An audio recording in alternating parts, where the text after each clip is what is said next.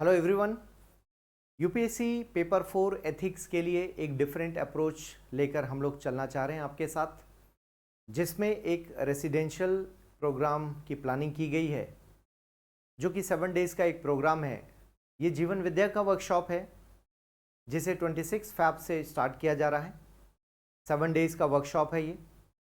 UPSC के paper 4 के लिए काफ़ी ये इम्पॉर्टेंट है।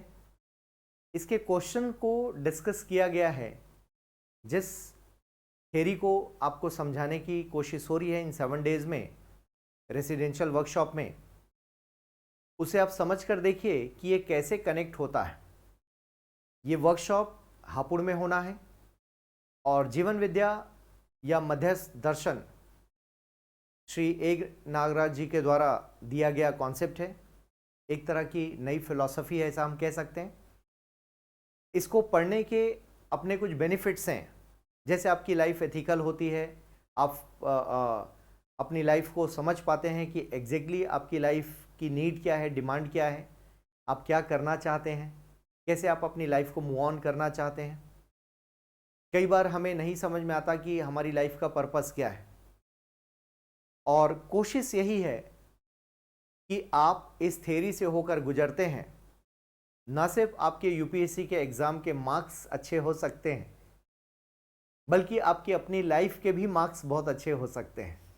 आप अपनी लाइफ को समझ पाएंगे कि कितना चाहिए, किस लिए चाहिए, और इन सारी चीज़ों की क्लैरिटी आने के बाद आप आईएएस बनते हैं तो सोसाइटी को बेटर वे में सर्व कर पाएंगे, ह्यूमैनिटी को बेटर वे में सर्व कर पाएंगे। क्योंकि जब आपको क्लियर है कि आपको क्या चाहिए और कितना चाहिए और क्यों चाहिए और किस फॉर्म में चाहिए, फिर आप सोसाइटी में आएंगे, और फिर जब आप रिस्पेक्टेबल पोस्ट में आते हैं तो वहाँ से एक बेहतर ऑफिसर तैयार होता है, एक बेहतर मानव तैयार होता है, एक मनुष्य तैयार होता है। तो आइए दोस्तों, क्वेश्चन के कंपैरिजन के थ्रू हमारे साथ श्री चोपड़ा जी हैं, और वो आपको समझाएंगे कि यूपीएससी के क्वेश्चंस को आप किस एंगल से समझ सकते हैं जीवन विद्या के सिद्धांत के थ्रू। आइए देखते हैं। 2021 में क्वेश्चन आया था, we can never obtain peace in the outer world until and unless we obtain peace within ourselves. ठीक है, तो ये जो है ना, ये अपने अंदर की भी कोई पीस होती है, अपने अंदर की भी कोई शांति होती है। ठीक है, ये क्या है? ये हमने शब्द तो सुने हुए हैं, लेकिन रियलिटी में इसको फील कैसे करें, है ना। ये जब तक भी ये करप्शन होता है ना, जितना भी ये बेईमानी हो रही है समाज में, जितना हम जैसे काफी सारे क्वेश्चंस में आईएएस में देखें, सेक्सुअल हरासमेंट के ऊपर भी कई बार आते हैं कि भैया ऐसा हो तो क्या करेंगे आप। और हम अखबारें उठाए तो हम देखते भी हैं कि काफी सारे अखबारें भरी रहती है इस तरह के केसेस के कुछ लोग जो हैं वो किसी सीनियर रिस्पॉन्सिबल पोजीशन पे हैं, जहां पर उनसे एक फेयर बिहेवियर की, एक जस्ट बिहेवियर की, एक न्यायपूर्ण मानवीय व्यवहार की अपेक्षा थी। वहां पर भी वो जो है ये सेक्सुअल हरासमेंट और शोषण वगैरह के कार्यक्रम में, यौन शोषण में, जिसे कहते हैं कि उस तरफ इंडल्ज होते हुए दिखते हैं। तो इमोशंस वाला पार्ट जो है ना, वो सिर्फ अपना दिखता है। यही गैप है। मतलब पूरा का पूरा सिस्टम में देखें, बेशक हम आईएएस के लेवल पे देखें या बाकी जगहों पर भी देखें, मैं अपनी फीलिंग्स के साथ दूसरों की फीलिंग्स को भी देख पाऊं, कुछ यूनिवर्सल फीलिंग्स होती हैं उनको देख पाऊं, वहां तक जाता है ये इमोशनल इंटेलिजेंस। शुरू तो अपने आसपास के संबंधों से होता है, बट इवेंचुअली जितना हम इस पे ध्यान देते हैं, ये यूनिवर्सल की तरफ लेकर के जाता है। Universality is another concept another thread which I saw.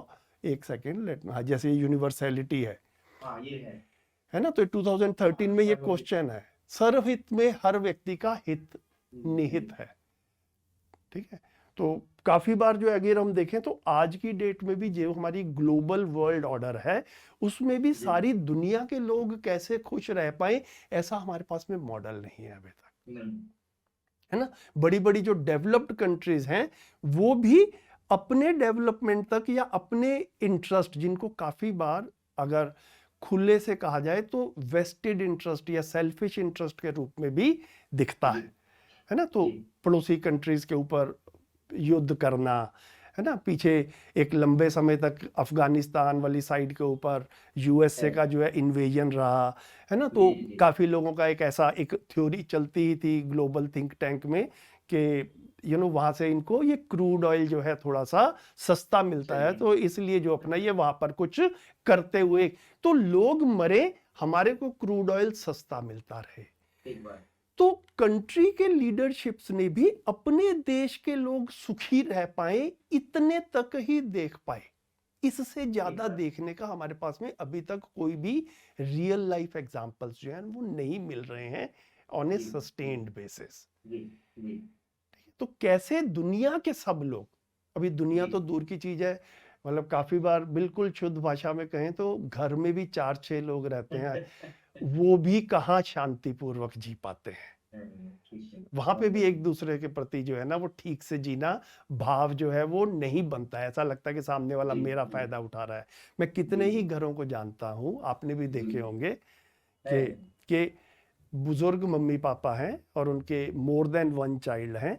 अब ये बुजुर्ग मम्मी पापा को रखेगा कौन, इसके बारे में भी बच्चे जो है वो आपस में नजरें जो है वो मतलब एक तरह से हाँ नजरें चुराते हुए दिखाई देते हैं, अवॉइड करते हुए दिखाई देते हैं, है ना। तो ये घर में भी जिम्मेदारियां नहीं निभा पा रहे, मम्मी पापा का भी हित नहीं देख पा रहे हैं, दुनिया का हित जो अलग चीज। तो ये सारी चीजें ना भैया धीरे धीरे करके वर्कशॉप में one building block to the other, brick by brick, जैसे एक बिल्डिंग खड़ी होती है ना, ऐसे 5-10 मिनट में या आधे घंटे में कैमरे के सामने ये वाली चीजें इतनी डिटेल में नहीं हो पाती है बातचीत जितनी। इसीलिए हम लोग ये रिकमेंड भी करते हैं कि 8 दिन वहां पर आकर के एक वर्कशॉप को ना 24/7 जो है वो इवेल्युएट किया जाए।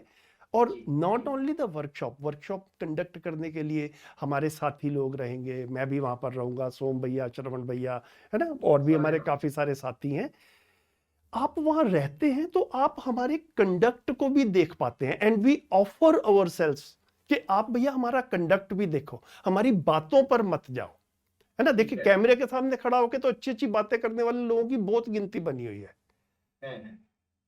लेकिन ऐसे लोगों में भी काफी सारा एक बड़ा वर्ग है जो इवेंचुअली धोखाधड़ी और फ्रॉड करता हुआ भी पाया जाता है। तो कहीं हम भी उस कैटेगरी के तो नहीं है, इसको भी वेरीफाई करना आप ही का काम है। 8 दिन आप वहां पर हमारे साथ में गुजारते हो, आपको विश्वास होता है कि आदमी जिस तरह की बात कर रहे हैं उस तरह का जी भी रहे हैं, ओके।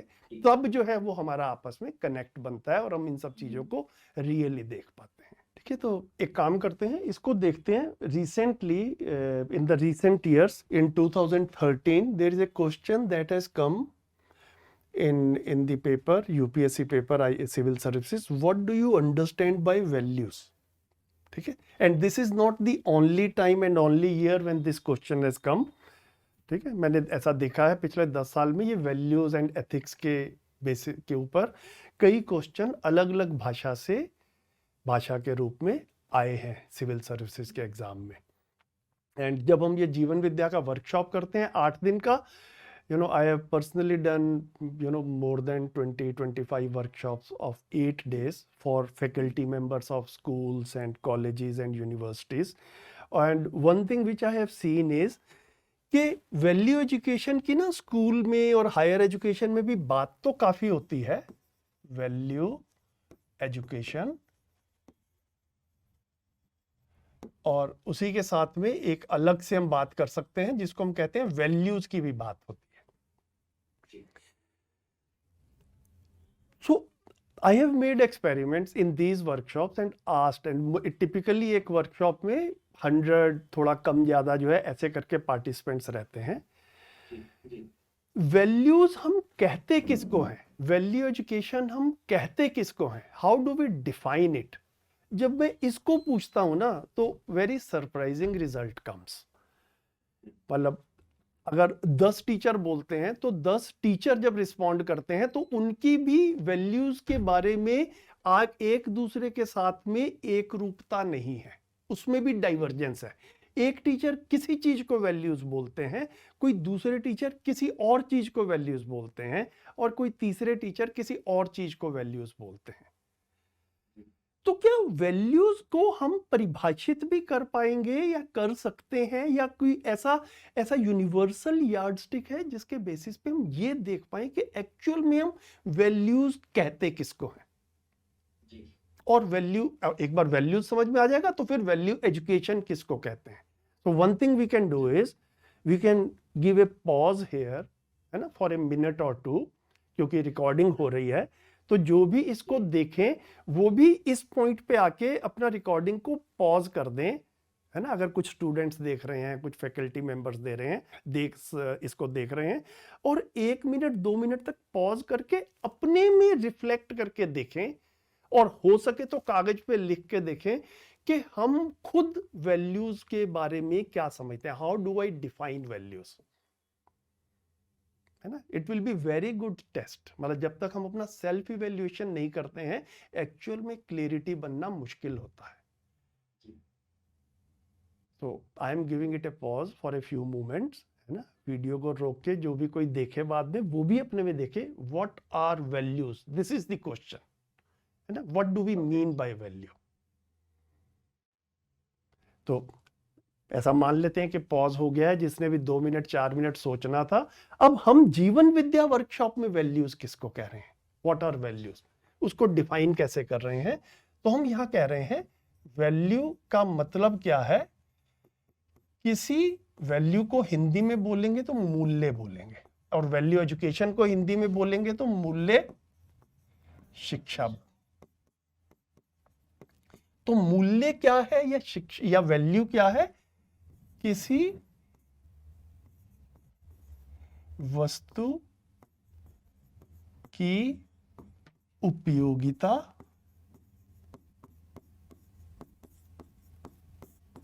ही उसका मूल्य है। इंग्लिश में कहें, usefulness of something is its value।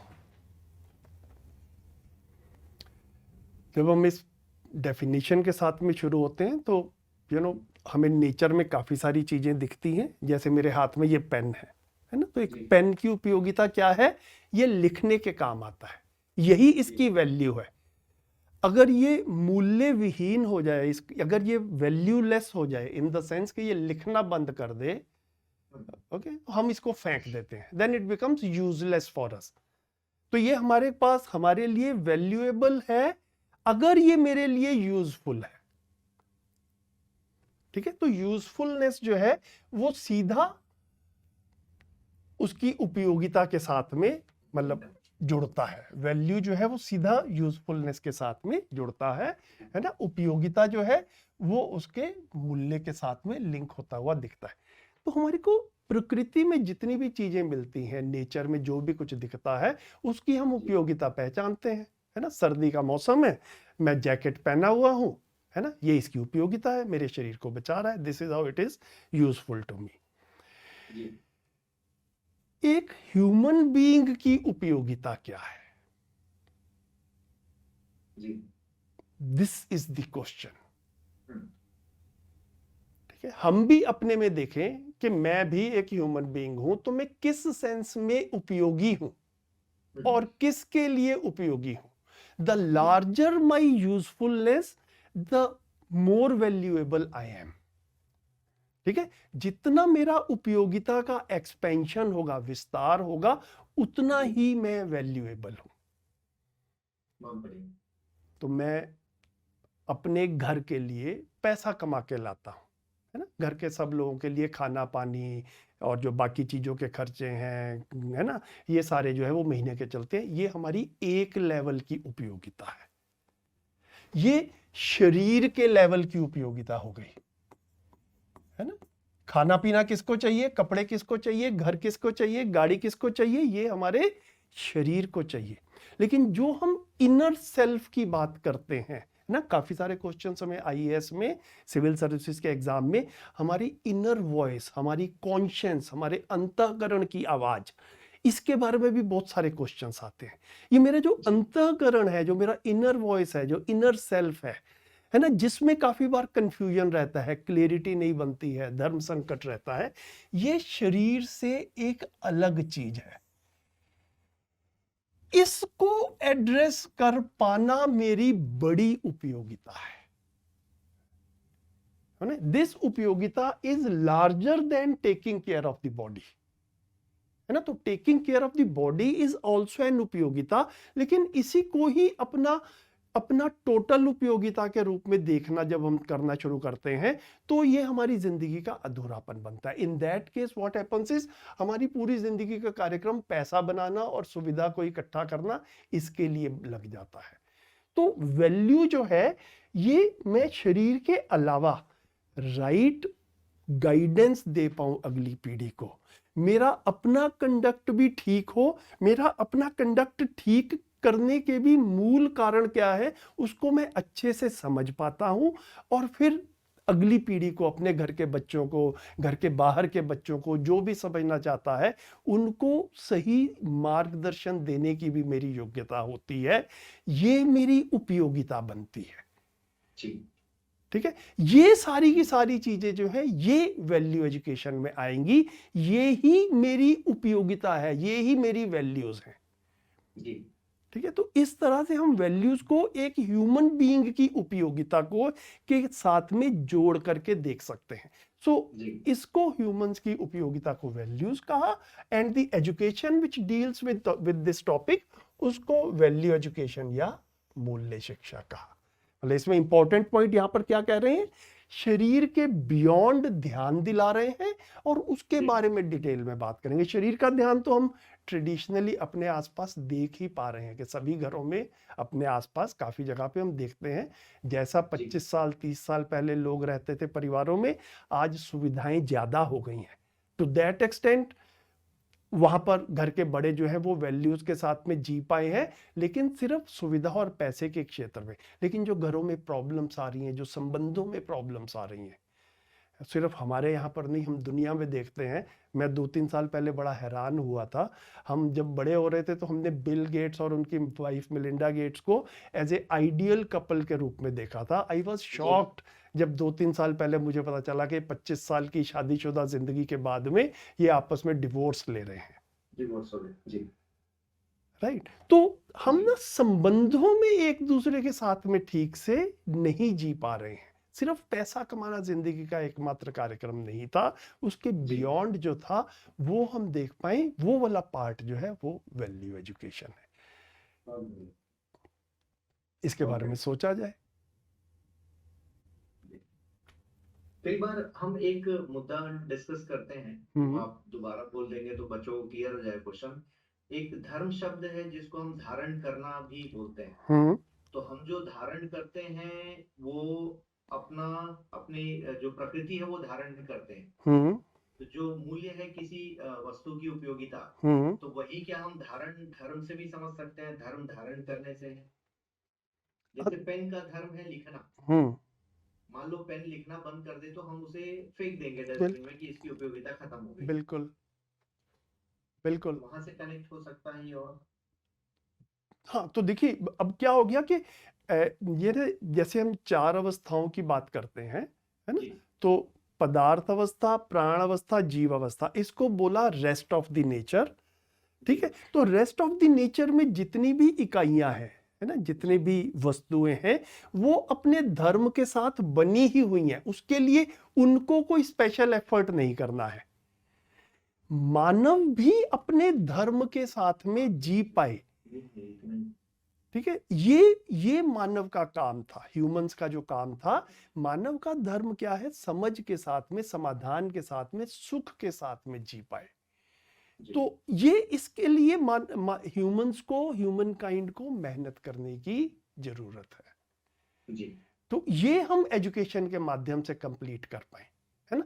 एक ह्यूमन, एक पीढ़ी अगली पीढ़ी के लिए कैसे उपयोगी है, ये क्लियर हो। जैसे अभी भी आज की डेट में हामिद भाई हम देखें तो, अगर हम देखें तो अपने बचपन से लेके आज तक टेक्नोलॉजिकली बड़ी सारी जो है ना वो एडवांसमेंट्स हुई हैं। हमारे बचपन में कंप्यूटर नहीं होता था, आज की डेट में कंप्यूटर, लैपटॉप, सब कुछ जो है वो आ जी गया, जी जी राइट। मोबाइल्स नहीं होते थे, इवन घर में लैंडलाइन फ़ोन लगवाना भी जो है वो एक बहुत बड़ी अचीवमेंट मानी जाती थी हमारे, जब हमारे बचपन में। आज जो है बच्चा भी जो है स्कूल भी जा रहा है तो मोबाइल फ़ोन जो है वो उसके साथ में है, मतलब इस तरह से लाइक एक्सेसिबिलिटी, इतनी एडवांसमेंट्स हुई हैं।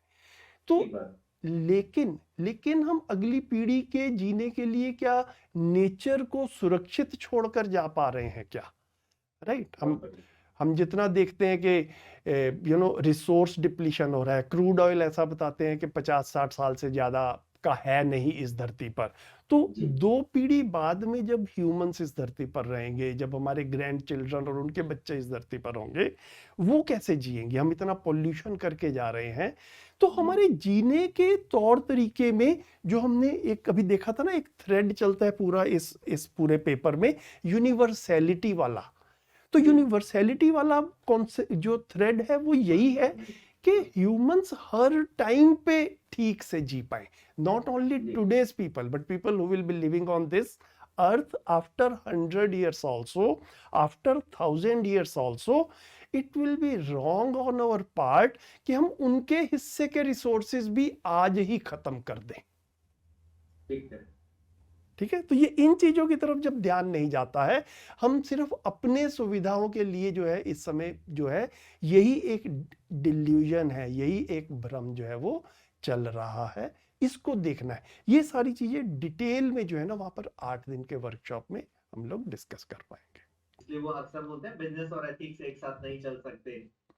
तो इसका मतलब हमने कुछ उधर गलत मान रखा है कि वो गलत ही होगा, या कोई हमने नेगेटिव चीज मान रखा है कि वो ऐसा ही होना है, इसलिए हम मना कर देते हैं। But at the same time we are talking about medical ethics, environmental ethics, इसकी भी बात हम कर रहे हैं।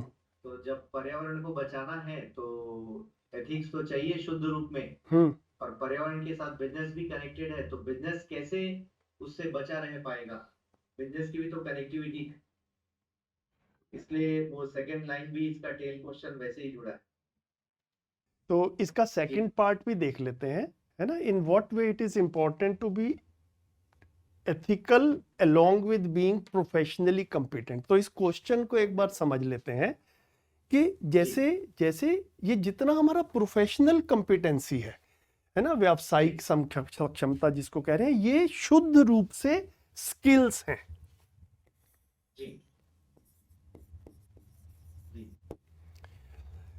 So it is quite possible for a doctor to be a very good surgeon, लेकिन माइंडसेट में क्या हो कि लोगों की किडनी चुराने में भी कोई प्रॉब्लम नहीं है।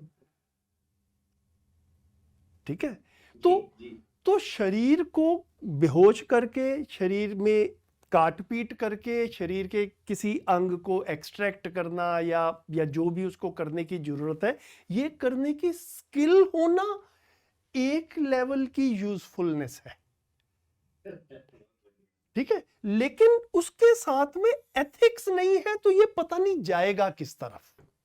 एक बार ये it is not only true for doctors, मतलब अगर मैं मूलतः इंजीनियर हूं, मैं अपने प्रोफेशन में भी देखता हूं, तो हम लोगों के पास में अपने ही घरों में कभी हमारी गाड़ी खराब होती है, कभी लैपटॉप खराब होता है, और हम किसी रिपेयर सेंटर में लेके जाते हैं, और जब सामने वाला कहता है कि भैया ये लैपटॉप को ना छोड़ जाओ, 3-4 घंटे लगेंगे ठीक करने के लिए, तो अपने मन में ना हमेशा ये एक सवाल सा या डर सा बना रहता है कि लैपटॉप छोड़ दिया तो कहीं ये कोई पुर्जे वगैरह ना बदल दें, है ना, या पता नहीं इसमें कोई खराबी तो 400 रुपए की होगी और ये शाम को मैं लेने आऊंगा तो बोल देंगे कि 4000 का खर्चा हो गया है। तो जिसके पास में हम लैपटॉप लेके जाते हैं उसमें स्किल्स वाला पार्ट तो है, क्योंकि वो शाम को लैपटॉप तो गारंटेडली ठीक करके दे देता है। सवाल कहां पर आता है?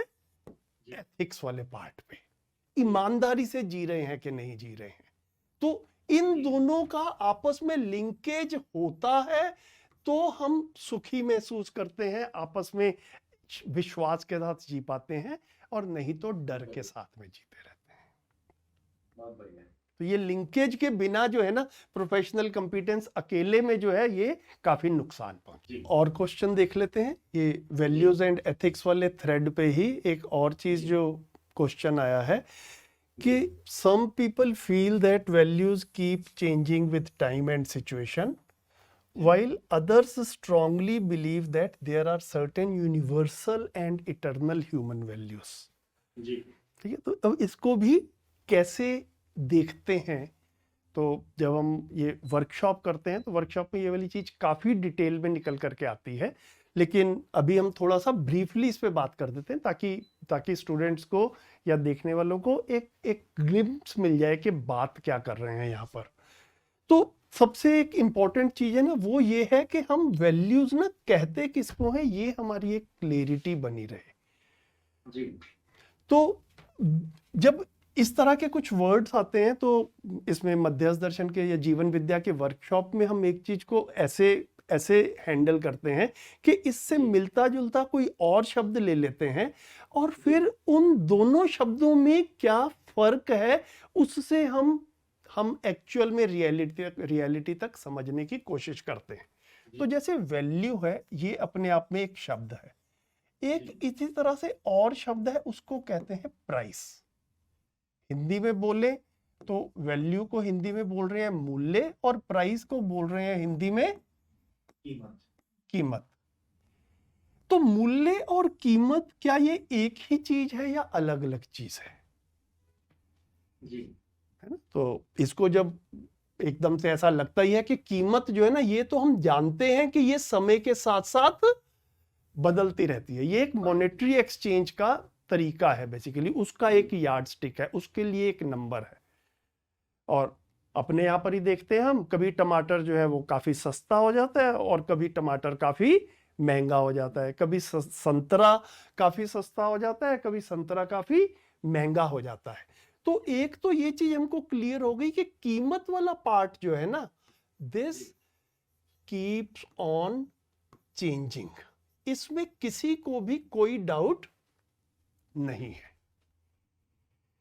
तो if this keeps on changing, then value किसको कह रहे हैं कि हर एक वस्तु में कोई एक ऐसी चीज भी है जो कि समय के साथ बदलती नहीं है ना। जैसे टमाटर की बात की हमने या ऑरेंज की बात की, तो उनका एक नरिशिंग वैल्यू है ना, उसमें एक नरिशमेंट वाला एस्पेक्ट है।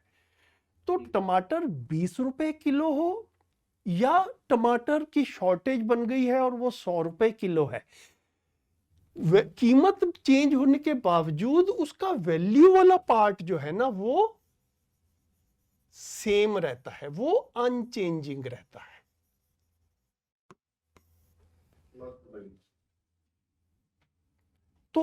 तो मूल्य और कीमत को के पेयर ऑफ वर्ड्स को लेकर के हम वैल्यू किसको कह रहे हैं, वो वाली चीज किसी भी वस्तु की जो समय के साथ ना बदले, हर जगह हर समय वैसी ही रहे। तो नेचर में तो हमें इस तरह के एग्जांपल्स मिल जाते हैं। अब वैल्यूज की बात ना ह्यूमन कॉन्टेक्स्ट में आती है, ह्यूमन वैल्यूज। अब इसमें क्या हो गया, देखिए हम लोग एजुकेशन में भी जब आजकल बातचीत करते हैं तो ऐसा कहते हैं कि भाई हमारे बच्चे पढ़ के निकले, जब उनकी एजुकेशन कंप्लीट हो, so they should be ready to work as a global citizen. Global citizen का मतलब दुनिया में कहीं भी चले जाएं वो फिट हो जाएं और वो अपनी कंपिटेंस के अनुसार, अपनी एबिलिटी के अनुसार वहां पे कॉन्ट्रीब्यूशंस कर पाए।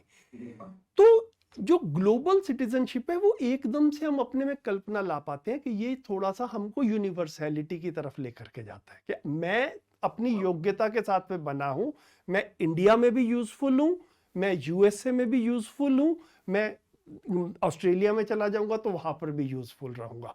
तो मेरे में ऐसी कौन सी क्वालिटीज होंगी जिसकी वजह से मैं हर जगह पर यूजफुल हो पाऊं, उस चीज को हम ह्यूमन वैल्यूज जो है वो कह रहे हैं। तो यहां पर भी दो चीजें आ गई, एक है प्रोफेशनल स्किल्स,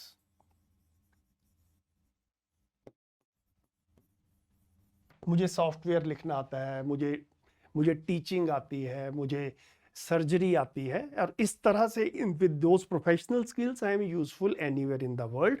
लेकिन साथ में दूसरी चीज ये कह रहे हैं कि जो ह्यूमन वैल्यूज है ना, वो है कि मैं विश्वास के साथ में जी पाता हूं जी, I can live with trust, ठीक है, I can live with honesty.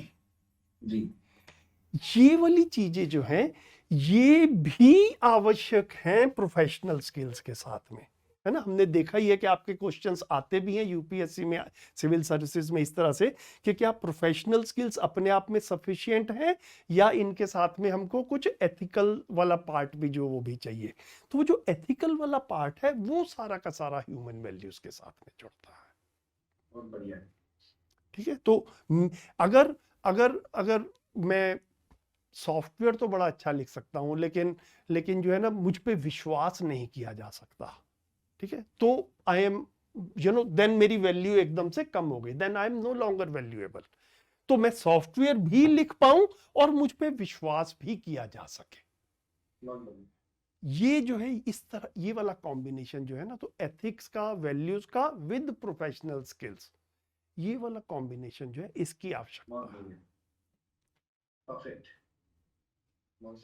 तो ये जो यूनिवर्सल था, ये इसी को कह रहे हैं जब ये कह रहे हैं कि इसका जस्टिफिकेशन या व्यू क्या है, हमारा परसेप्शन क्या है।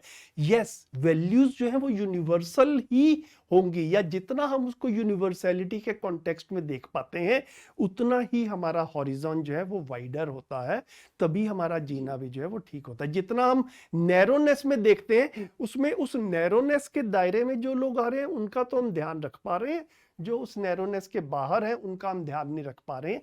This is not ethical. तो टोटलिटी को, एंटायरिटी को ध्यान में रखकर ही हम वैल्यूज के साथ में जी पाते हैं। जी। इसी को सर्वहित भी कहा, किसी और क्वेश्चन में ऐसा भी आया था। जैसे हम कभी अलग अलग थिंकर्स को सोच कर देखें कि कार्ल मार्क्स ने क्या बोला है, या फिर रॉल्स का न्याय सिद्धांत क्या कहता है, ऐसे बहुत सारे स्कॉलर्स हैं।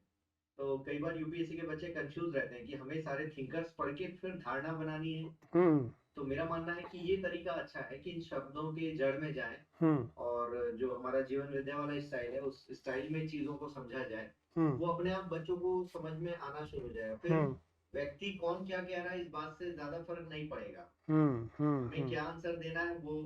अब जैसे ये किसी ने सेंटेंस दिया हो या ना दिया हो, सभी मानव सुख की आकांक्षा करते हैं, हो सकता है किसी दार्शनिक ने बोला भी होगा, लेकिन हम उस दार्शनिक के एंगल से सोचने के बजाय इसको इन जनरल सोचा जाए कि शाश्वत क्या हो सकता है ये।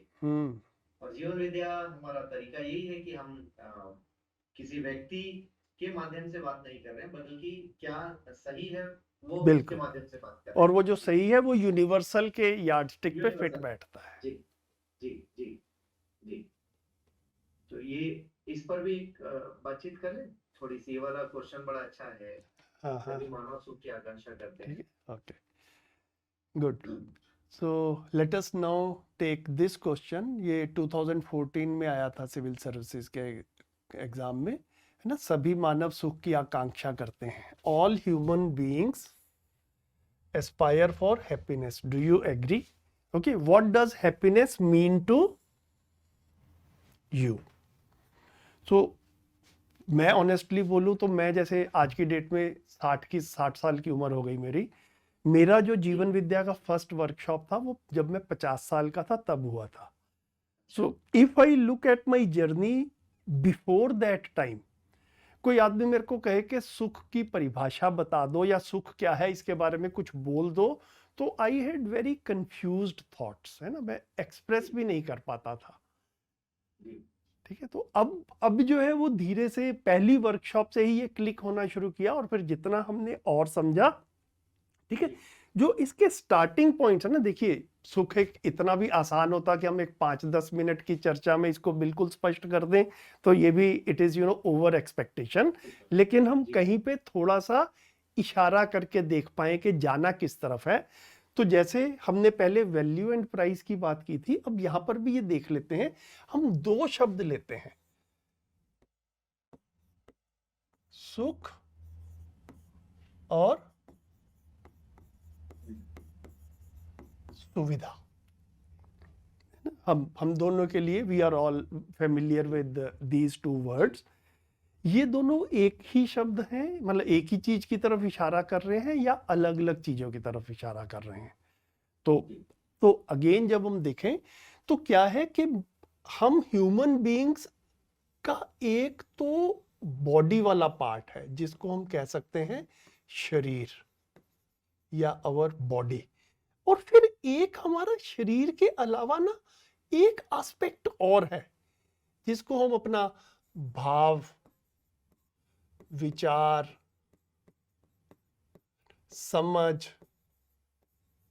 है ना, ये इस तरह की कुछ चीजों से हम इनर वॉइस जिसको हम कहते हैं, है ना, यूपीएससी के क्वेश्चंस में ये इनर वॉइस या अंतःकरण जो है, ये इस तरह का एक शब्द जो है वो निकल कर आता है। तो ये अंतःकरण जो है ये शरीर से एक अलग चीज है जी। ये जब हम वर्कशॉप 8 दिन का वर्कशॉप करते हैं तो इसके ऊपर ही हमारी डिटेल में लंबी बात, काफी घंटों की, कम से कम 15 घंटे की बात जो है ना, ये अपने में ये स्पष्ट होता है। तो जितना भी ये सुविधा वाला पक्ष है ये डायरेक्टली शरीर से रिलेटेड है। मैं काफी देर तक खड़ा रहता हूं तो मुझे असुविधा महसूस होती है। इसीलिए जब कभी हम ट्रेन में या मेट्रो में जाते हैं तो एक कोशिश करते हैं कि सीट सी मिल जाए तो हम आराम से बैठ पाएंगे। सॉरी, ये जिसको हम तो सीट मिलती है तो हमें अच्छा लगता है, तो हमें सुविधा से भी अच्छा लगता है, ये एक सच्चाई है।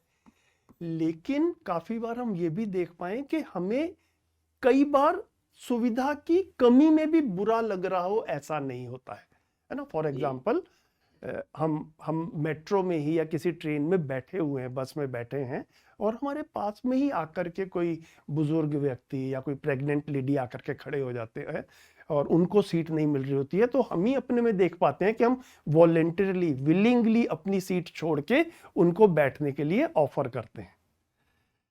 तो ऐसे में जब हम अपनी सीट छोड़ देते हैं उस समय हमें असुविधा होती है ना, सुविधा की कमी होती है। लेकिन क्या हम दुखी होते हैं या सुखी होते हैं? तो बड़ी क्लियरली देख पाते हैं कि सीट छोड़ करके हम सुखी होते हैं। तो अब इस सारे डिस्कशन से क्या हुआ कि जो ये सुख है ये सीधा हमारे ये भाव और विचार के साथ में रिलेट होता है। तो अभी तक काफी एक कंफ्यूजन जो है प्रिवेलिंग सोसाइटी में और हमारे परिवारों में, और काफी बार सीनियर पोजीशंस पे लोग पहुंच जाते हैं, उसके बावजूद भी ये लगता रहता है कि हम जितनी सुविधाएं इकट्ठी कर लेंगे उतने ज्यादा हम सुखी हो जाएंगे। तो सुविधा और सुख दोनों अलग अलग चीज है, ये अपने को स्पष्ट होना आवश्यक है। इसकी स्पष्टता नहीं होती है तभी आदमी भ्रष्टाचार, तभी आदमी करप्शन, तभी आदमी बाकी तरह की गलतियों की तरफ जाता है। तो सुख जो है वो मेरे अंदर का एक भाव है, वो मेरे शरीर की स्थिति से नॉर्मल सर्कमस्टांसेस में जुड़ा भी रहता है, लेकिन है ये एक अलग चीज। इसको जितनी स्पष्टता से हम देख पाते हैं, और वर्कशॉप में हम लोग इसी के उदाहरणों के ऊपर जो है ना लंबी चर्चा करते हैं, ताकि एक बार स्टूडेंट को या पार्टिसिपेंट को ये स्पष्ट हो जाता है, उसके बाद में ये क्वेश्चन किसी भी शेप में आ जाए आप उसको हैंडल कर सकते हैं। अदरवाइज अपने में स्पष्टता नहीं होती है तो एक प्रश्न का उत्तर तो हम शायद ऐसे वीडियो में बोल के उदाहरण के साथ में दे दें, अब ये प्रश्न किसी दूसरी फॉर्म में आ जाएगा तो हैंडल नहीं कर सकते। तो हैप्पीनेस क्या है, ये अपने में पूरे स्पष्टता के साथ में सेट हो जाए, ये वाला काम जो है ये वर्कशॉप में होता है, जो 8 दिन की वर्कशॉप है।